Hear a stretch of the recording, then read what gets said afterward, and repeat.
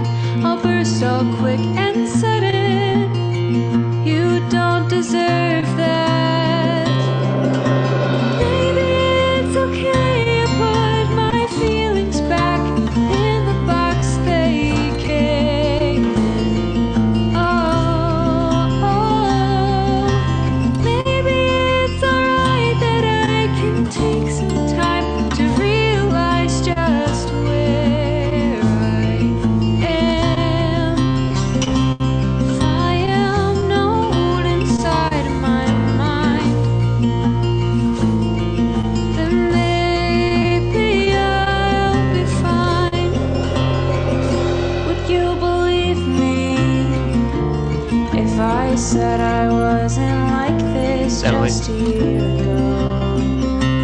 Now I don't know what had happened, but I think I'd like to bring back the girl I used to know. Where'd she go? The girl whose walls were up so high, they had to climb. Maybe it's okay. Put my feelings back in a box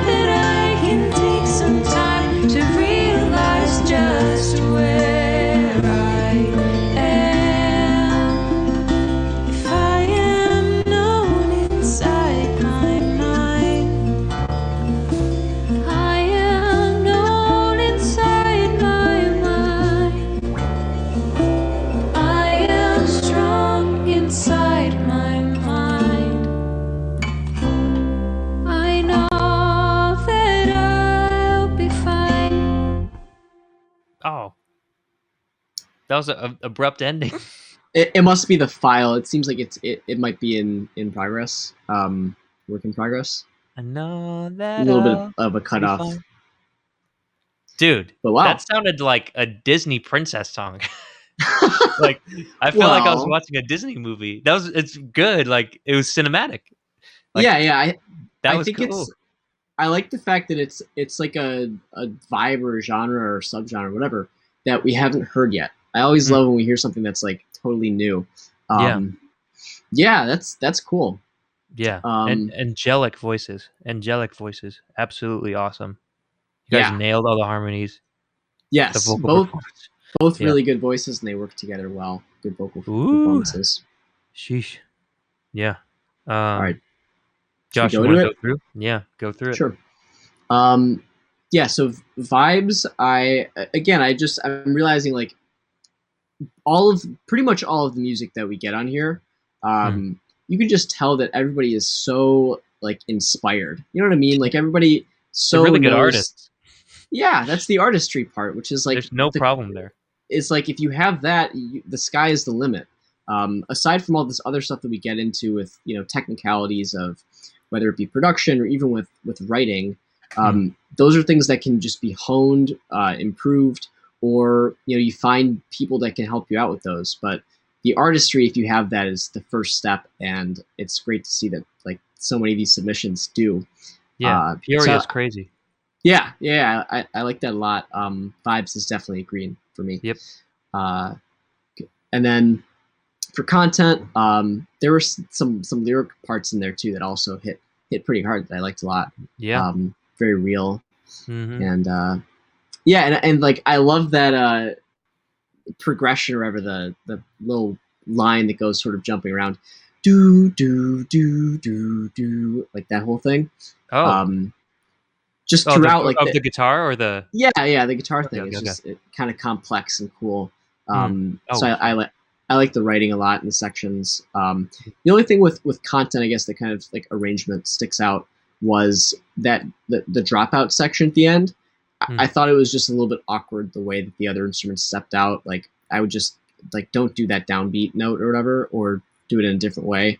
When you do those dropouts, the drop needs to be sudden, or else it feels awkward. And that's usually I think what we hear in songs where there's dropout parts, like it sort of builds and then drops out.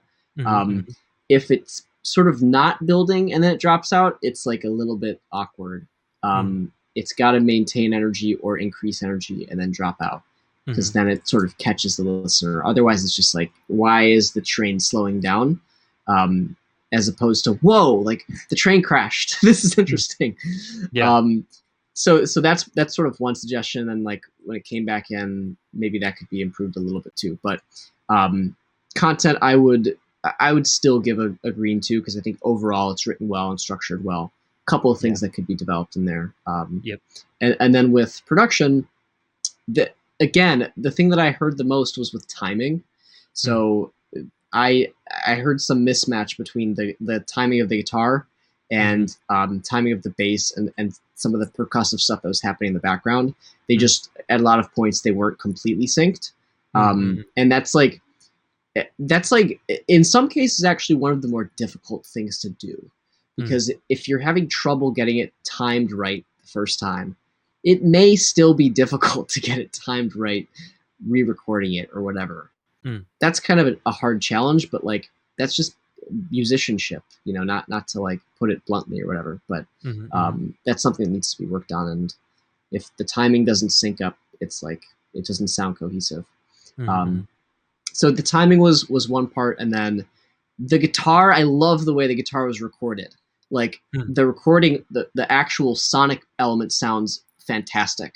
There's so much detail and rich low end, and it's just like really, really good acoustic guitar recording. But I didn't feel that same presence that was in the acoustic guitar as I did in the vocals. And I almost wonder if the reverb maybe that was applied to them was applied to the tracks themselves rather than on like a separate outbound bus, because that could cause some of that sort of wetness or whatever to flood over the vocal and not make it as present. Normally you'd want to have the dry vocal signal still present in the track, and then send it to a bus. You can control the volume of it that way, and then put that in a full reverb, like 100% wet mix reverb, and pan it to the sides or do something so that the presence is retained. That would be the main thing. Or also just some vocal leveling stuff, because I think the acoustic guitar was the loudest part. Yes. Everything else was kind of behind that. So Yeah. Were you saying, so you, I might have heard something wrong. Did you say the guitar was missing presence or the vocals were missing presence? The vocals were missing presence. The guitar was very present. It's right in the front of the mix the whole time. Okay. But the other stuff is like, the other stuff is like a few feet behind. And it could be because there's a reverb that's washing over the vocals. Yeah. Or it could just be because the levels aren't loud enough, compression, EQ, whatever. But try and do something to push those both to the front so they can, or even push the guitar back a little bit. The vocals should be the thing that's more central. Yeah. I would agree with that completely. Yeah, I think you'd hit almost everything nail on the head with what I would say. Yeah, vibes for me, it's total green. Like, I enjoyed this. I was like imagining like a little, it sounded like a Disney princess song where two different girls were like singing to each other about self-growth and how they've broken down all these walls, but sometimes they just want to retreat back into the walls. And that could be a monetization opportunity. Yeah. If you guys are in a Disney movie, like, remember us, okay? Remember us little guys outside of Peoria. But yeah, that was a total green. I enjoyed all of it. Writing was superb. And I think with the arrangement, I'll go into content as well. Kind of with what Josh was saying, what I got from it in terms of the story, you guys were talking about your emotions, and from what I heard, it was like being vulnerable, and you were able to break down the walls that you had and put yourself out there. But sometimes you want to just go back in. And then at the end, it's like, but I'll be fine. And it's kind of like, oh, it's not that big of a deal. And I think the abrupt ending would have matched better if it was like the vocal and the emotion in the vocal was like, but I'll be fine. Like, it's like a nice, like, oh yeah, I'm okay. But it still had that like kind of somberness to it. And then it was like an abrupt ending. So there was a mismatch that I had. And so maybe, one, you can keep the somber kind of performance because it sounds good at the end, and then just kind of let the tails of all the audio just work their way out to final silence, and then you can give that final space in the track some more room instead of an abrupt stop. Or maybe it was just a mistake, I don't know. But if you go the other route, like a real thing or a mistake. It sounded like it was just the audio bounce or whatever. It might have not gotten bounced to the right point. Yeah, we might be talking about over a moot point, but yeah. And for me, the loudest thing was the guitar, and I did hear a lot of detail. I could literally hear the fingers like sliding around. It's like treat, like all those clicks and stuff. And I was like, man, this is a really hard sounding guitar part. Like, it sounded really complex, really good. And I think just maybe I could hear a lot of mess ups, and I think I'm personally a fan of I don't want to say messy, but like kind of imperfect performances, because it makes the performance human, and sometimes it just puts in stuff like those fingers sliding around and like maybe muffling a note a little bit. It just kind of puts a special kind of attribute on the track, and I like that. But the guitar was just really upfront, and it just kind of made me focus on that when I was trying to listen for the vocals at the same time. So I would personally try to push the guitars back in the mix as well, just as what Josh was saying. I think he hit the nail on the head pretty well, better than I could say. But yeah, so for vibes, it was green. Content, it was green. And production, I think it was yellow to green. Maybe just yellow. Just because the guitar was kind of distracting. But yeah, beautiful song, dude. That was awesome. Overall track total, what do you think, Josh? I'm gonna say it's between a yellow and a green for me. Same. Just because there's some. I think the production stuff is pretty important. Yep. It's not even just like mixing production. Some of it might be recording stuff. Like, and I agree with your comment about the sort of impromptu like feel or whatever. Like, I like that a lot. It feels like it wants to have that. But that can only be done if the timing actually aligns, and that's like. You could find examples of that style. I can guarantee you the timing aligns. So it's like the impromptu-ness translates to some elements of it and some of the playing style, whatever. but not Mm-hmm. to like do the downbeats of like the guitar and the bass line, because that always has to be pretty close. Yep.